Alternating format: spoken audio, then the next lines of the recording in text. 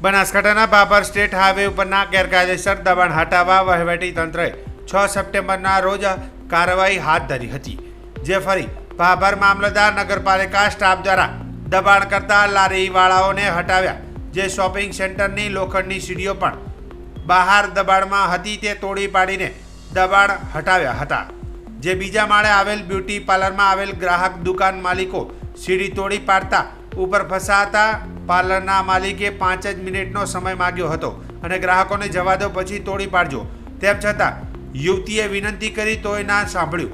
મનમાની કરી સીડી તોડી નાખતા નીચે ઉતરવા સાંજના સમયે લોકોને જાણ થતાં સ્થળ પર પહોંચીને લોકો ભેગા થઈને લોખંડની સીડી ઊંચી કરીને નીચે ઉતાર્યો હતો. ભાભર મામલતદાર વહીવટી તંત્ર દબાણ હટાવે તે સરાહનીય કામગીરી છે, પરંતુ મામલતદાર નગરપાલિકાને દબાણ હટાવવાનો જુસ્સો એટલો વધી જાય છે કે લોકોને 5 મિનિટનો સમય ના આપવો. 8 સપ્ટેમ્બરના રોજ દબાણ હટાવવા નીકળ્યા ત્યારે હોટલના માણસને લાકડીનો મુક્કો મારીને સોશિયલ મીડિયામાં વિડીયો વાયરલ થયો હતો.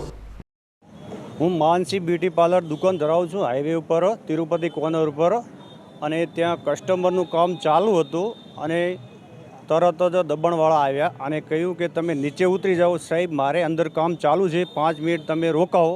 તો રોકાણા નહીં અને ડાયરેક્ટ મને નીચે ઉતારી અને કસ્ટમરને ઉતરવા દીધા નહીં અને સીડી ડાયરેક્ટ તોડી નાખવામાં આવી.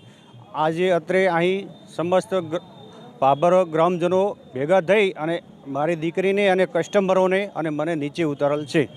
માનસી બ્યુટી પાર્લરમાં કામ કરતી હતી અને દબાણવાળા આવ્યા, તેમણે સીડી ડાયરેક્ટ તોડી નાખી, મને પણ ઉતરવા ના દીધી નીચે અને તેમને